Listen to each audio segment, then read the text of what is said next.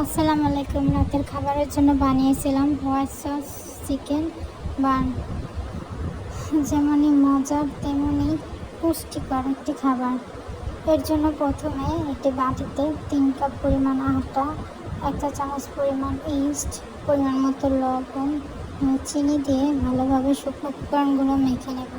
এরপর পরিমাণ মতো তেল ও পরিমাণ মতো পানি দিয়ে একটি ডো তৈরি করে নেব। এবার 1 ঘন্টার জন্য রেস্টে রেখে নেব। এবার একটি পাত্রে পরিমাণ মতো তেল, চিকেন কিমা, এরপর একে একে রসুন কুচি, পেঁয়াজ কুচি, গরম মশলার গুঁড়ো, গোলমরিচের গুঁড়ো, লবণ দিয়ে চিকেনে রান্না করে নেব।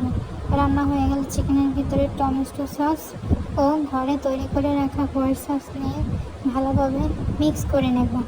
এরপর রেস্টে রাখা ডো থেকে একটি রুটি তৈরি করে নেব।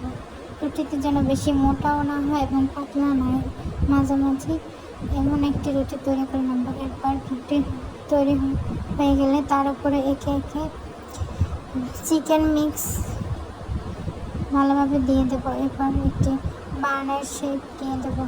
যে ট্রেতে আমি বার্ন বেক করব তার ভিতরে কিছু শুকনো আটা ছড়িয়ে দেবো যাতে নিচে লেগে না যায়।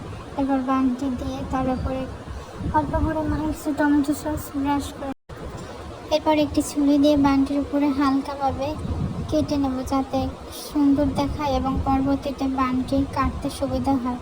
এরপর ওভেনের 170 ডিগ্রি সেলসিয়াসে 20 মিনিট বেক করে নেব। তাহলে হয়ে যাবে মজার এবং সুস্বাদু ও পুষ্টিকর chicken with white sauce bun.